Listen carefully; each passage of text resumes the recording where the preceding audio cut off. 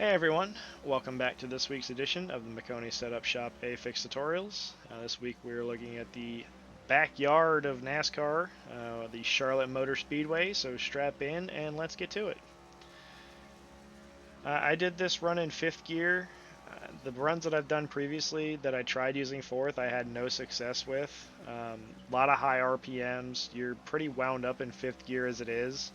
I do think it's going to be difficult to use 4th gear, but maybe very late in a run you might be able to get away with using 4th gear. But with this race in particular starting so late, as the sun goes down, it's only going to get cooler, okay? And when it gets cooler, the track's going to gain grip, it's going to gain speed, you're going to go faster. With that, you're going to burn your tires up a little bit more by putting a little more heat in them, so it's very important to be careful and take care of your stuff. These first couple laps here was my attempt at a mock qualifying run. Okay, so for qualifying, you're going to be running top in 1 and 2 on your money lap for sure, and then bottom in 3 and 4. Your first lap is kind of a throwaway lap, so you want to run the top in 3 and 4 to build some momentum coming to the line. Entry to center running through 3 and 4 is not very good, never really has been, but you do kind of make up for it on exit. You're just making the straightaway a little bit longer, and you carry more momentum going into 1 and 2. So it's a nice little way to set up a lap. If you were to try to do it on your money lap, you're going to realize that you don't get back to the start-finish line fast enough to utilize the run. Okay, plus there's a lot more grip on the bottom in 3 and 4. Always has been, and we'll talk about that in a little bit. Speaking of the bottom in 3 and 4, this lap right here, lap 4, you could see where I missed the bottom there. I did not get down to that line quite like I wanted to. This lap should have easily been a 6. Instead, I hit a 73. And you're going to see as I go through the next lap, running the bottom in 1 and 2, we're going to do the bottom again in 3 and 4. And I'm actually going to hit the corner properly. And you're going to see I only lost about 200s. Okay? Very important to get to the bottom. If you find that you're tight getting into 3 and 4 or potentially missing the bottom, back the corner up. There's a dash line going into 3. Okay, there's that big line that goes all the way across the racetrack and then a dash line. I'm going to point it out when we get to the in-car, but I always try to feel like I'm running that over. Okay, for turn 1, whether I'm running the top or the bottom, I like to feel like as soon as I'm flush with the wall or parallel with it, that's when I begin my corner. Okay, and then running the bottom, it's very important to get to the line. You don't want to be in no man's land here. If you miss the bottom, you're going to feel it. You're going to have a lot of wheel input. The wheel's going to feel heavy. Whereas when you actually get down to that line, it's so hard to describe, but it just pulls the car around. Everything just feels so much freer and lighter. There's not as much resistance in the steering wheel because there's so much grip down there that it's pulling the left sides around the racetrack, and it actually saves your right side tires as well. Okay, so very important to actually get down there and hit it if you're going to run it. Passing has always been a pain at this racetrack because of where the speed is. Okay, the top in 1 and 2 is the preferred lane. It's hard to make passes on the bottom. As the run goes on, as long as you take care of your tires though, you'll notice that it's actually a lot easier. Okay, people that abuse their tires and get tight running the top in 1 and 2, if they have to lift at all once they start picking the throttle back up, their momentum is gone. Okay, if that happens and you're side by side going down the back straightaway, you're feeling pretty good going into 3 because the bottom is where you want to be to make a pass. All right, now if somebody does give you their right rear and you are faster, if you can get to their outside, it's the easiest way to make a pass, but it's so rare that that happens. Okay, when we get into the in-car, I'm going to try to give you guys some points that I like to use or have used for a number of years. When I first started running laps around here, again, I've got tons and tons of laps. I think this 1.5-mile racetrack is probably the most laps I have on any racetrack on this game. So always feel really comfortable coming here. I used to run laps around here for fun. It's a great place. I've had a lot of success here and certainly had a lot of fun. Coming to pit road, you're going to see the Charlotte 4 for turn 4. Okay, I feel like once I'm parallel to that, or at least it's in my, like I can see it clearly, that's when I'm trying to get onto pit road.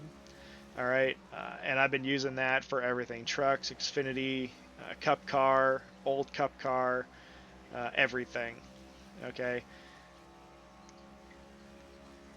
45 miles an hour for pit road speed. Okay, I find this is one of the easier pit roads to get on.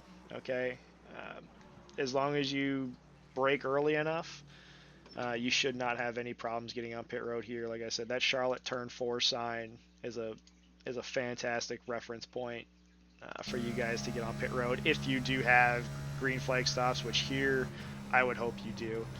That Toyota sign that I just went by before the America's Home for Racing, whether you're running the top or the bottom, that's a great place to at least start building the throttle. And by America's Home for Racing, ideally you want to be back on the throttle. That Toyota sign on the wall, same thing for 3 and 4. That's a great place for you guys to want to pick up the throttle and build your momentum down the corner or out of the corner. Okay.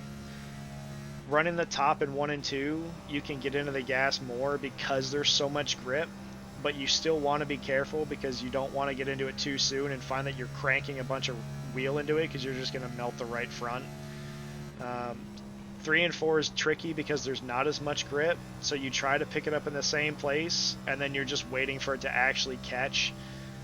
If you get into the gas too hard, especially off of 4, I don't really have many problems off of 2, although if you do burn your tires up, the wall comes up really quick on exit on both ends of the racetrack. But mainly turn 4, if you start to feel it push, okay, and you find that you're trying to put wheel into it to keep it off the wall, you gotta lift. Okay, once the nose gives out on this thing, it's a one-way ticket to the wall. All right, turn 4 to me over the years has always been the worst for that, so be careful.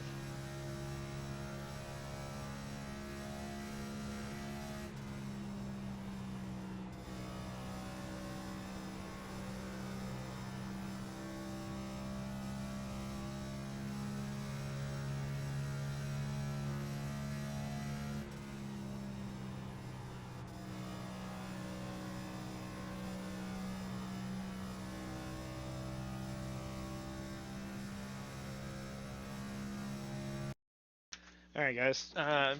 In slow motion here, I'm going to try to explain it a little easier. So right about here, as I start to flush up with the wall, that's when my corner starts, whether I'm running the top or the bottom. If you're running the top, there's a little more forgiveness up there, but if you're running the bottom, it's very important to get down to this line. Okay, we get to the Toyota sign, you can see I'm already building gas, and by America's Home for Racing, you want to at least be wide open or as close to it as possible. Okay, if you're tight, obviously react accordingly so that you can still get off the corner without burning the right front off and hitting the wall. All right, and then down here in 3 and 4, right where these dotted lines end, as the run goes on, like you'll lift back at that Coca-Cola sign. Okay, it's a feel thing. If you feel like you're getting through the corner good, okay, you can go a little bit past those dotted lines. When we used to have a ton of horsepower here, my first laps we used to lift right at that dotted line, and then you'd be backing it up as the run goes on. Um, get down to this line, it's very important. Okay, and then once you get past that Toyota sign on the wall before the America's Home for Racing, it's a great spot to start getting on the gas. And again, if you start to feel like you're getting tight, lift. Okay, it's not worth trying to crank wheel into it to try to keep it off the wall. You're just going to compound this situation and make it worse. All right, guys, I believe that'll just about do it for this week's video. As always, if you find that this video was helpful, please consider leaving a like. If you have any questions, comments, concerns, things you want to point out or anything like that, please leave a comment down below. Lastly, before I forget, here is my tire wear from that run that you just watched. Burnt the right front off a little bit more. The previous runs I was 98, 98, 96, 96. Again, when I talk about tire wear, I always talk about the middle. Okay. Yeah, lastly, as always, if you guys already haven't subscribed, make sure you hit that subscribe button and ring the notification bell so you can see these videos every Monday when they're posted on the Maconi YouTube page. Best of luck this week, and we'll see you on the track.